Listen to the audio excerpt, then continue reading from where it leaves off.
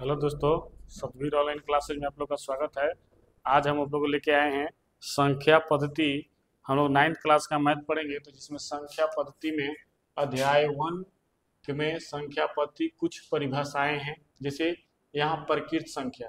प्रकृत संख्या का मतलब होती है कि वैसी संख्या जो 1 से शुरू हो और अनंत तक दूरी जाती हो, मतलब कि अनंत तक हो, यानी इन्फिनिटिव हो, उसी को हम लोग प्रकृत संख्या कहते हैं। प्रकृत संख्या का मतलब होता है जैसे है 1 2 3 4 5 6 डॉट डॉट डॉट इन्फिनिटिव हो, इसी को हम लोग प्रकृत संख्या कहते हैं। तो लिखा है कि ऐसी संख्याएं जो 1 से शुरू होकर अनंत तक जाती है अर्थात गिनती में प्रयुक्त होने वाली संख्या प्रकृत संख्याएं कहलाती है। जैसे इसको n से हम लोग दर्शाते हैं। n का मतलब होता है कि नेचुरल नंबर। n का मतलब होता है नेचुरल नंबर। जैसे ये एग्जाम्पल में हो गया आप लोग का। इसके बाद हम लोग का है ये दूसरी आता है पूर्ण संख्या। पूर्ण संख्याएं यानी होल नंबर। होल नंबर होता है ऐसी संख्याएं जो 0 से शुरू होकर अनंत तक जाती है अर्थात यदि प्रकृत संख्याएं में 0 और सम्मिलित कर दिया जाए तो ऐसी संख्याएं को पूर्ण संख्या कहलाती है। इसे W से यानी होल नंबर से हम लोग पहचानते हैं। जैसे 0 1 2 ये भी इन्फिनिटी तक जाता है, ठीक है। उसके बाद हम लोग का आता है वास्तविक संख्या। देखिएगा, ये वास्तविक संख्या है। वास्तविक संख्याएं यहाँ लिख लीजिएगा, थोड़ा सा मिस्टेक हो गया है। वास्तविक संख्याएं सभी परिमेय तथा अपरिमेय संख्याएं के सम्मिलित से प्राप्त संख्याएं को वास्तविक संख्याएं कहलाती है। इसे r के द्वारा यानी रियल नंबर के द्वारा प्रदर्शित करते हैं।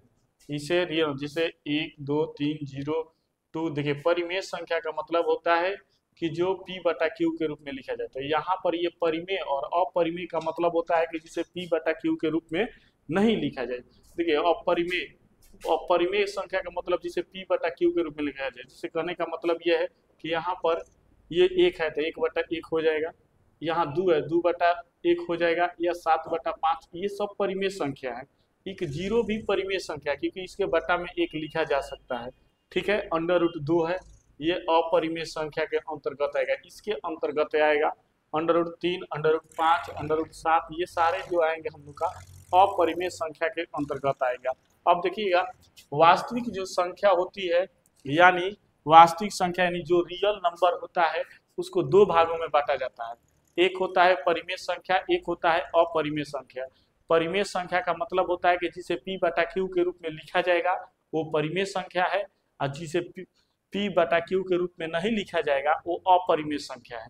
तो देखिएगा, वास्तविक संख्या 2 प्रकार के। तो ये पहले वास्तविक संख्या हो गया आपका सभी परिमेय संख्या और अपरिमेय संख्या के सम्मिलित प्राप्त संख्याएं को वास्तविक संख्या कहलाती है। इसे r के द्वारा प्रदर्शित करते हैं। अब ये परिमेय संख्याएं ऐसी संख्याएं जिन्हें p बटा क्यू के रूप में व्यक्त किया जा सके उसे हम परिमेय संख्या कहलाती है। जैसे p और q दोनों पूर्णांक है तथा p q not equal to 0 के बराबर। जैसे देखिएगा 2 बटा 3 ये परिमेय संख्या हो जाएगा, 7 बटा 3 ये परिमेय संख्या होगा, 4 बटा 1 ये परिमेय संख्या, ये √6 भी परिमेय संख्या। क्यों? क्योंकि इसमें से अगर इसका वर्ग निकालेंगे तो ये 6 का, तो यानी 6 बटा 1, तो ये परिमेय संख्या हो जाएगा। अब आते हैं हम लोग अपरिमेय संख्याएं।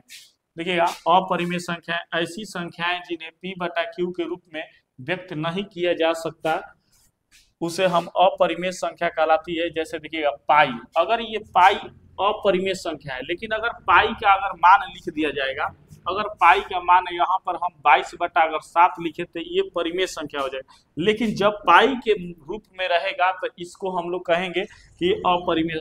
√2 √3 और ऐसे 0.011 ऐसे अगर डॉट डॉट बढ़ते जाएगा तो ये भी सभी का है अपरिमेय संख्या है। इसके बाद हम लोग आगे पढ़ेंगे सम संख्या और विषम संख्या, सअभाज्य संख्या। चलिए आइए देखते हैं।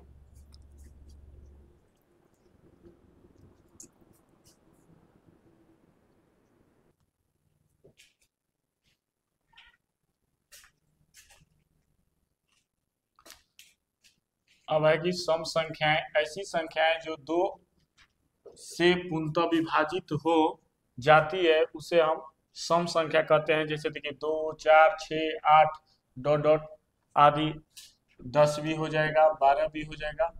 ठीक है।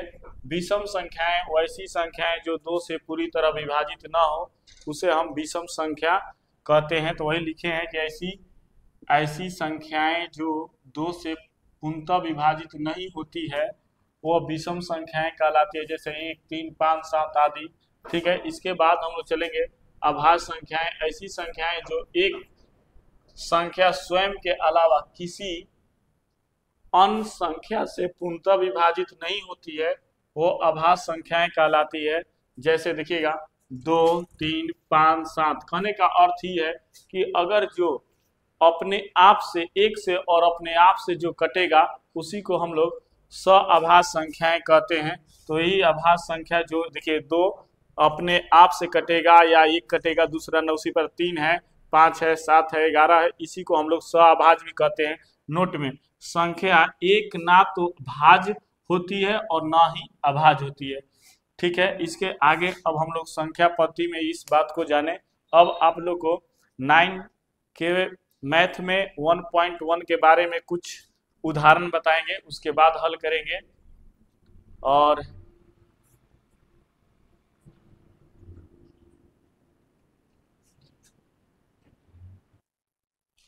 देखिएगा उदाहरण में दिया गया है कि नीचे दिए गए कथन सत्य या असत्य है, कारण के साथ अपने उत्तर को दीजिए। तो यहाँ पहला प्रश्न हम लोग को दिया है कि प्रत्येक पूर्ण संख्याएं एक प्रकृत संख्या होती है। तो देखिएगा अभी हमने बताया कि पूर्ण संख्या का मतलब बताया अभी आप लोग को कि पूर्ण संख्या जो होती है, पूर्ण संख्याएं जो होती है 0, 1, 2, 3। ठीक है। ऐसे बढ़, जबकि प्राकृत संख्या जो होती है वो हम लोग को 1 से स्टार्ट होती है, 1, 2, 3, 4। ठीक है। इस प्रकार से हम लोग को, तो ये हम लोग को पूछा है प्रश्न में कि प्रत्येक पूर्ण संख्या एक प्रकृत संख्या होती है। तो देखिए यहाँ 0 है, यहाँ 1 है, यानी भिन्न है। तो इससे हम लोग को पता चलता है कि प्रकृत संख्या जो होगी वो पूर्ण संख्या नहीं होगी, वो पूर्ण संख्या नहीं होगी। ठीक है। संख्या नहीं होगी। ठीक है। तो इस प्रकार से तो ये हम लोग का पूछा है, कारण सहित आंसर देना है, तो इसका हम लिख देते हैं।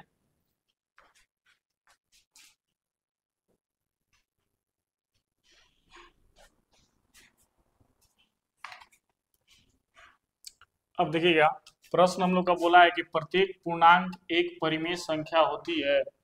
तो ये कथन सत्य है कि क्योंकि पूर्णांक का हर एक होता है, जैसे पूर्णांक संख्या होती है, देखिएगा यही पूर्णांक संख्या है, ये पूर्णांक संख्या होती है जो यहाँ प्लस और माइनस, इधर 1, 2, 3, 4, 5 और इसके -1, -2, -3, -4 ऐसे ऐसे चलती रहती है। तो इसके बट्टे में हम 1 लिख सकते हैं। यहाँ से 4 है तो 4/1 हो जाएगा, 3 है तो 3/1 हो जाएगा। ठीक है। तो ये क्या हो जाएगा, ये पूर्णांक संख्या। तो यही पूछा है कि प्रत्येक पूर्णांक एक परिमेय संख्या हो सकती है। तो हाँ, प्रत्येक पूर्णांक एक परिमेय संख्या हो सकती है क्योंकि इसका बट्टा में 1 लिखा जा सकता है, इसीलिए यहाँ पर लिखे हैं क्योंकि पूर्णांक का हर एक होता है। ठीक है। इस प्रकार से हम लोग का ये प्रश्न हो गया। अब एक और प्रश्न है जो देखिएगा लोग, देखिएगा तीसरा नंबर प्रश्न है हम लोग का कि प्रत्येक परिमेय संख्याएं एक पूर्ण संख्या होती है। तो ये कथन असत्य है क्योंकि परिमेय संख्या का मतलब होता है P/Q। P/Q यानी जैसे मान के चलिए कि कोई संख्या है 3/5, तो ये संख्या का है परिमेय है।